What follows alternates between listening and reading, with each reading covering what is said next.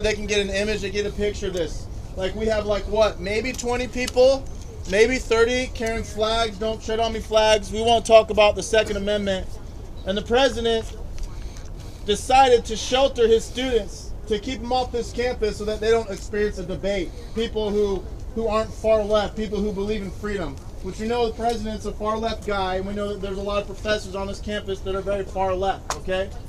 So what we're going to do today, all right, today's going to be a little warm up for Tuesday and Wednesday. On Tuesday, we're going to go to WSU Vancouver, and that president decided not to cancel, but the president said, stay away from us, stay away from us, stay away from their hate and their bigotry. I just want to remind everybody, we still have a $2,000 bounty. If anybody can find any hate speech on my part, bigotry, please bring it up. You get $2 grand. That's a lot of money. A lot of money. And if people look into my history and the things I've been saying, it's been like people on my side get upset about how soft I am, how much I talk about love and peace. Okay, so Tuesday, tomorrow, if everyone who's here today, if you can get as many people as you can, show up at WSU Vancouver. We'll have stuff to hand out. Make sure you guys do your research on this bill. I'm going to give a quick speech here in a second when I'm done talking about this. Okay, bring as many people as you can, WSU Vancouver, and then we got to come back on Wednesday.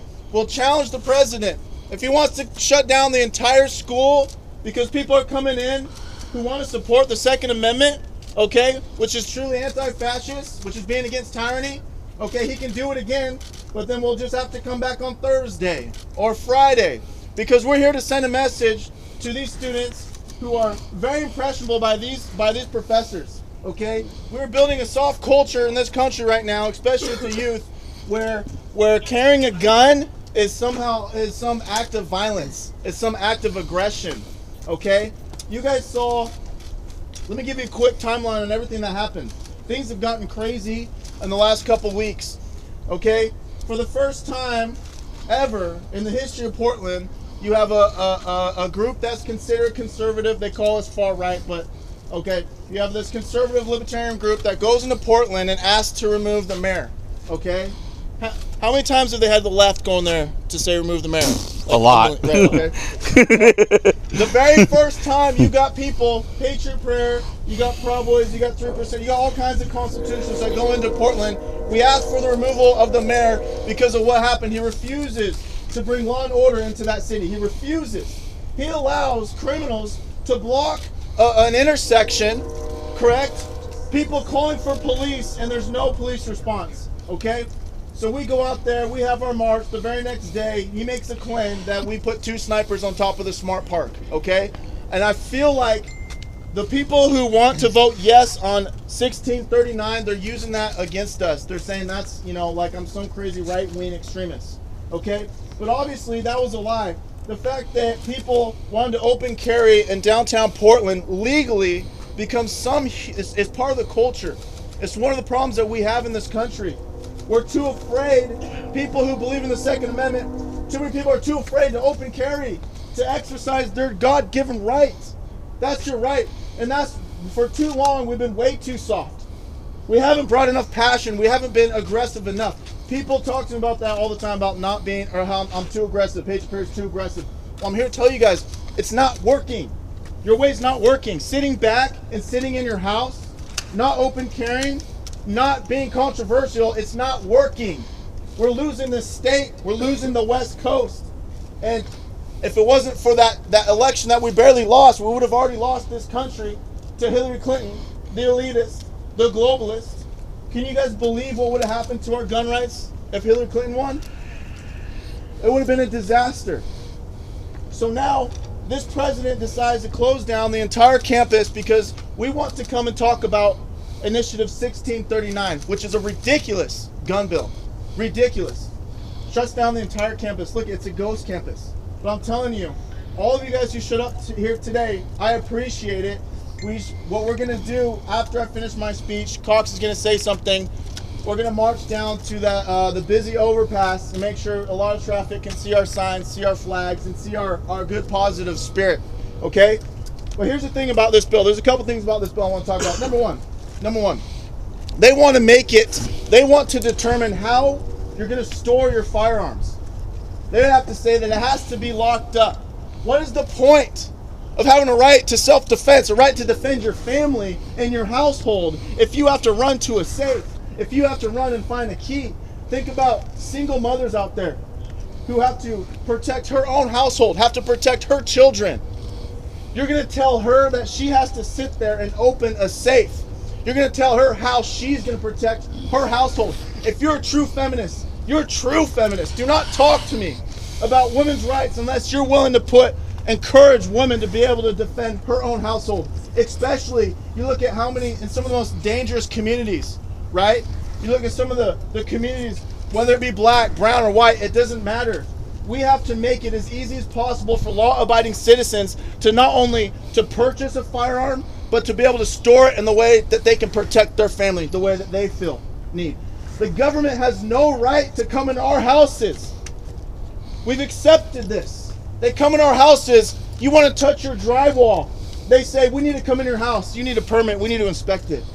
We've allowed the government to go way too far. And now the people are seriously considering allowing the government to come in our houses to tell us how we're going to store our own firearms.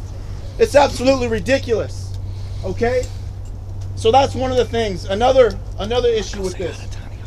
They want to raise the age from 18 to 21 to purchase a semi-automatic rifle, okay? Which is, semi-automatic rifles is like everything. You're talking about 22s, you know, you're talking about a lot of guns out there. First of all, I thought you had to be 18. They're concerned about school shootings. I'm pretty sure that you already have to be 18 years old to buy a rifle, period, okay?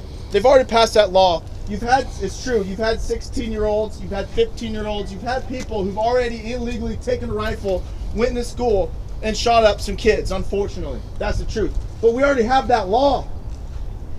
Making criminals from all the kids who choose to go hunting with their semi-automatic rifles, whatever caliber it may be, from 18 to 21.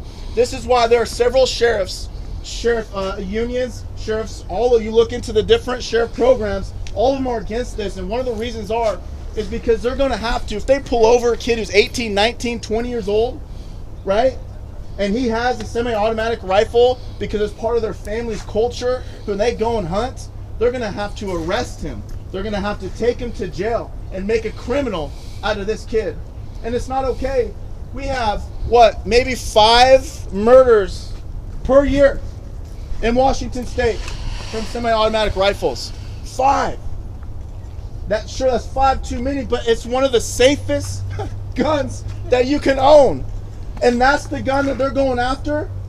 You have to understand, this isn't about safety. This isn't about taking care of the American people because we're too stupid, right? This isn't about teaching us or keeping us safe.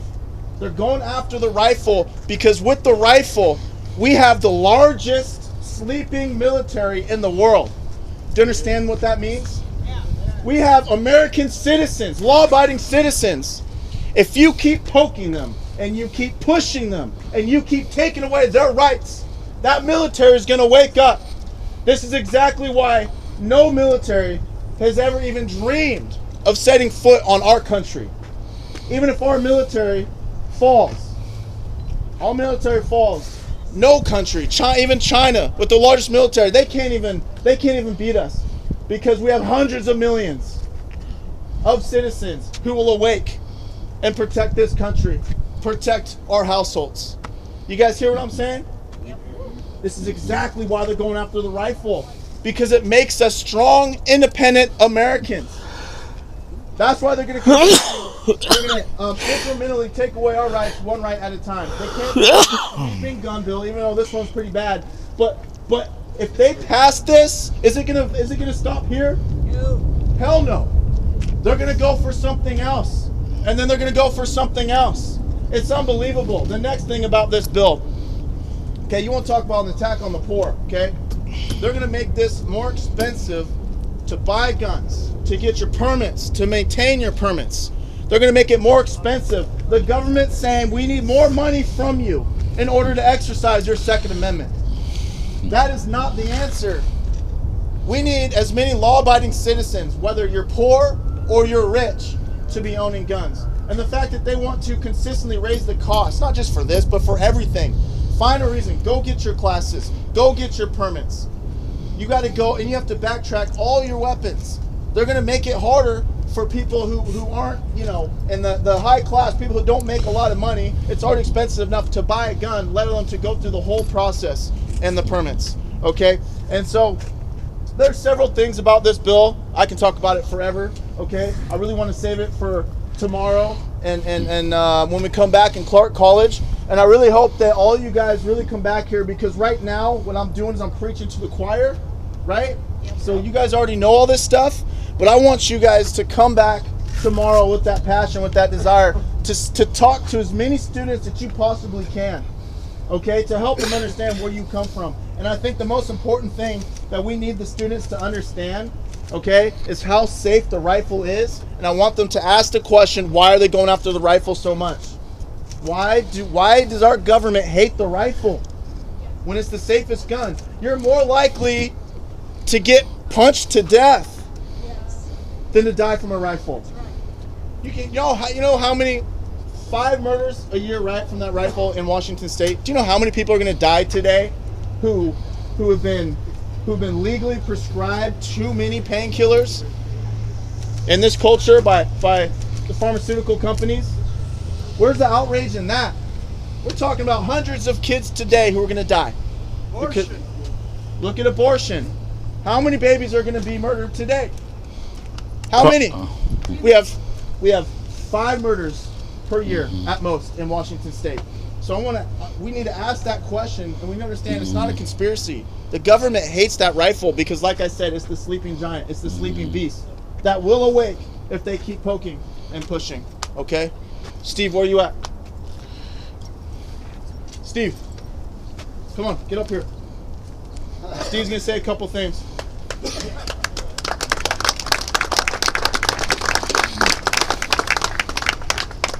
Well, ladies and gentlemen, my name is Stephen Cox. That's Stevencox. I know most of you are going to either misquote or misrepresent me in my speaking today. I want to be brief, and I want to first say that Bob Knight, the president of this college, is a personal friend of mine. He is also a comrade in arms. We served together. I will never say anything disparaging about that man. He's doing an outstanding job with this college. And over his tenure, many things have been accomplished. One thing I disagree with him on is today's event in Counseling College. I would have preferred to have an open discussion with students and hear opposing opinions. Our Second Amendment is sacred. The Bill of Rights and our Constitution are the foundation for our principles in this country. I am a personal expert on self-defense. I spent 36 years in the service of our nation's military.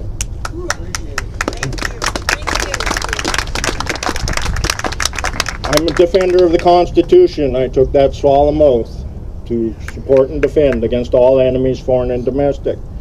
Our political leaders took a similar oath.